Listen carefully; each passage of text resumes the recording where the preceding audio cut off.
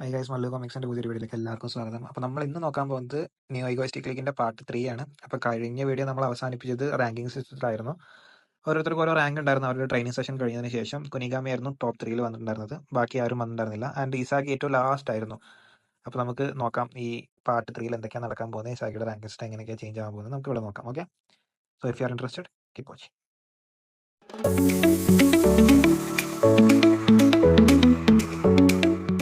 അങ്ങനെ ഈ പേജ് തുടങ്ങുന്നത് കാണിക്കുന്നത് തന്നെ ഇസാഗി, അതായത് ഇപ്പോഴത്തെ റാങ്കിങ് സിസ്റ്റം കണ്ടിട്ട് ഞാൻ ഇനി ആരും എൻ്റെ മുകളിലേക്ക്, അതായത് എനിക്ക് എങ്ങനെ വന്നാലും എനിക്ക് റാങ്കിൽ മുന്നോട്ട് വന്നേ പറ്റൂ, ഞാൻ തന്നെ ഇത് ലീഡ് ചെയ്യുന്നുള്ളൊരു വാശിയിലാണ്. അങ്ങനെ ഇസാഗി ഭയങ്കരമായിട്ട് ട്രെയിനിങ് തുടങ്ങുന്നുണ്ട്. പതിയെ പതിയെ ഇസാഗിയുടെ റാങ്കിങ്ങും മുന്നോട്ട് വരുന്നുണ്ട്. ആൻഡ് ഇനി നെക്സ്റ്റ് മാച്ച്, അതായത് ഈ ടീം, അതായത് ഇവരുടെ ക്ലബ്ബായിട്ട് നെക്സ്റ്റ് മാച്ച് നടക്കാൻ വെറും 10 ദിവസം മാത്രമേ ഉള്ളൂ. അതായത് FC ബാർക്കായിട്ടാണ് ഇവരുടെ നെക്സ്റ്റ് മാച്ച് വരുന്നത്. ആ മാച്ചിന് ഇവരുടെ, അതായത് ഇസാഗിയുടെ ഇപ്പോഴത്തെ സ്പീഡിന് ഇവർ കളിക്കുകയാണെന്നുണ്ടെങ്കിൽ ഇസാഗി ഉറപ്പായിട്ടും ടോപ്പ് 11 എത്തുന്നില്ല ഇസാഗിക്ക് അറിയാമായിരുന്നു. അങ്ങനെ ഇസാഗി എന്താ ചെയ്യുന്നതെന്ന് ഇസാഗിക്ക് ഒരു ഐഡിയ ഇല്ലാണ്ട് നിൽക്കുമ്പോഴാണ് ഇസാഗിക്ക് ആ ഒരു കാര്യം ഓർമ്മ വരുന്നത്. അതായത് നോവൽ നോയുടെ അടുത്തൊരു ഒപ്പീനിയൻ ചോദിക്കാം ഇവന്റെ കളിയെ പറ്റി. അങ്ങനെ നോവൽ നോയുടെ അടുത്ത് പോവാണ് ഇസാഗി. അങ്ങനെ ഇസാഗി അഡ്വൈസ് ചോദിച്ചതിന് ശേഷം നിയോൽ നോവ ചോദിക്കുന്നുണ്ട്, നിന്റെ പ്രൈം സെൽഫ് എന്താണ്, ആ നിന്റെ പ്രൈം സെൽഫിന് എന്നെ വിൻ ചെയ്യാൻ പറ്റുമെന്ന്. അത് കേട്ടിട്ട് ഇസാഗി ആകെ തരിച്ചു പോവാണ്. കാരണം ഇസാഗിക്ക് അറിയില്ല അവന്റെ പ്രൈം സെൽഫ് എന്താണെന്ന്. അത് പറഞ്ഞിട്ട് ഇസാഗി എനിക്ക് അറിയില്ല എന്ന് പറയുന്നുണ്ട്. അപ്പൊ തന്നെ നിയോൽ നോവ ചോദിക്കുന്നുണ്ട്, ഈ ബ്ലൂ ലോക്കിൽ നമ്പർ 1 പ്ലേയേഴ്സിനെ തിരഞ്ഞെടുക്കുന്ന ഒരു പ്രോഗ്രാം ആയിട്ടല്ലേ തുടങ്ങിയ, പിന്നെ നീ ഇവിടെ എന്താ ചെയ്യണം, നിന്റെ പ്രൈം സെൽഫ് എന്താണെന്ന് അറിയില്ല, നിനക്ക് നമ്പർ 1 പ്ലെയറിനെ തോൽപ്പിക്കാനും പറ്റില്ല എന്നുണ്ടെങ്കിൽ നീ ഇവിടെ എന്താ ചെയ്തുകൊണ്ടിരിക്കുന്നത്.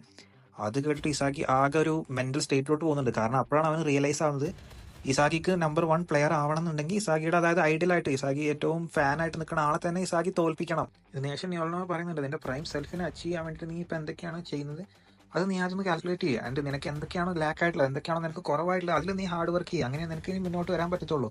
അങ്ങനെ ഇതെല്ലാം കേട്ടിട്ട് ഇസാഗി ഭയങ്കരമായിട്ട് ട്രെയിനിങ് ചെയ്യുന്നതുകൊണ്ട് ഇസാഗിക്ക് പക്ഷേ, അതായത് റെഗുലർ ടോപ്പ് 11 വരാൻ പറ്റുന്നില്ല.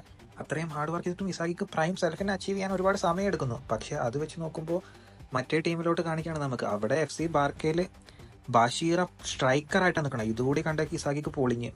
ഇസാഗി ആകെ ഒരുമാതിരി വണ്ടർ അടിച്ചിട്ട് ബഷീറെ നോക്കി നിൽക്കുന്നുണ്ട്. ബഷീർ ഒരു സ്ട്രൈക്കർ ആയിട്ടോ, അതും റെഗുലർസിൽ മാത്രമല്ല ടോപ്പ് 3 ബഷീർ നിൽക്കുന്നത്. അതുകൊണ്ട് ഇസാഗി ആകെ എക്സൈറ്റഡ് ആണ് ബഷീറ വേഴ്സസ് കൈസർ കാണാൻ വേണ്ടിയിട്ട് കൂടി. ആൻഡ് ആ മാച്ച് നമുക്കൊരു സെപ്പറേറ്റ് വീഡിയോ ആയിട്ട് ചെയ്യാം, കാരണം അത് കുറച്ച് ലെങ്ത് ആയിരിക്കും. അപ്പോൾ ഞാനൊരു ചെറിയ എക്സാമ്പിൾ ആയിട്ട് പറയുകയാണെന്നുണ്ടെങ്കിൽ ആ കളിയിൽ, അതായത് ബാസ്റ്റർ മുഷൻ ജയിക്കും, 3-2 ബാസ്റ്റർ മുഷൻ ജയിക്കും. ഇസാഗി ഗോളൊന്നും അടിച്ചിട്ടുണ്ടാവില്ല, പക്ഷേ ബാസ്റ്റർ മുഷൻ ജയിക്കും. ഇസാഗിക്ക് അസിസ്റ്റ് ഉണ്ടാവും. ആൻഡ് ഈ മാച്ചിന് ശേഷം ഈഗോ ചിമ്പാൻസി ഒരു മീറ്റിംഗ് വെക്കുന്നുണ്ട്. ആൻഡ് ആ മീറ്റിംഗിൽ ഒരു പുതിയ കാര്യം കൂടി പറയുന്നുണ്ട്. ഇതിപ്പോൾ നിങ്ങൾക്കൊരു മ്യൂസിക്കൽ ചെയർ പോലെയാണ്. അതായത് നിങ്ങൾക്ക് ആരുടെ പൊസിഷനാണോ എടുക്കുന്നത് അത് നിങ്ങൾ എടുത്തേ പറ്റത്തുള്ളൂ. നിങ്ങൾക്ക് മുന്നോട്ട് വരണം എന്നുണ്ടെങ്കിൽ നിങ്ങൾക്ക് ഫസ്റ്റ് പൊസിഷനിൽ വന്നാലേ നിങ്ങൾക്ക് top striker of the world ആകാൻ പറ്റത്തുള്ളൂ.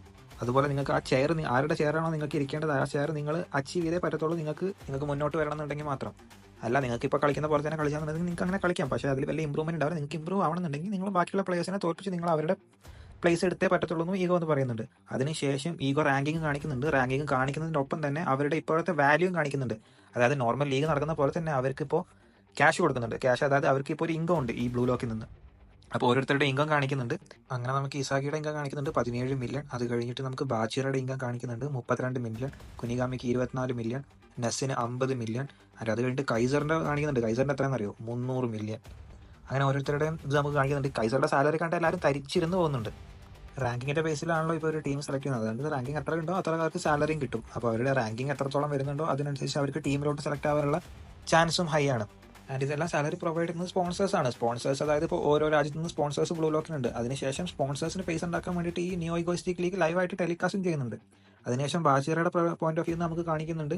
നമുക്ക് ഇതിൽ, അതായത് ജയിക്കുന്നതല്ല ഇമ്പോർട്ടൻറ്റ്, നമ്മൾ ഇതിൽ എങ്ങനെയാലും ഗോൾ സ്കോർ ചെയ്യാൻ നമ്മളെ തന്നെ പ്രൂവ് ചെയ്യുക, അതാണ് ഇമ്പോർട്ടൻ്റ് ആയിട്ടുള്ള കാര്യം എന്ന് ബാച്ചിറയുടെ പോയിന്റ് ഓഫ് വ്യൂ നമുക്ക് കാണിക്കുന്നുണ്ട്. എന്തായാലും ഗോൾ സ്കോർ ചെയ്യുന്നതാണല്ലോ ഏറ്റവും വലിയ ഇമ്പോർട്ടൻ്റ് ആയിട്ടുള്ള കാര്യം. അത് ചെയ്യാൻ വേണ്ടിയിട്ടാണല്ലോ നിൽക്കുന്നത്. അങ്ങനെ ഇതിന് ശേഷം ഇനി പുതിയൊരു മാച്ചാണ് കാണിക്കുന്നത്. അപ്പോൾ നമുക്കത് പുതിയ വീഡിയോയിലൊക്കെ നമുക്ക് നോക്കാം. അപ്പോൾ thank you for watching my video. Keep supporting guys.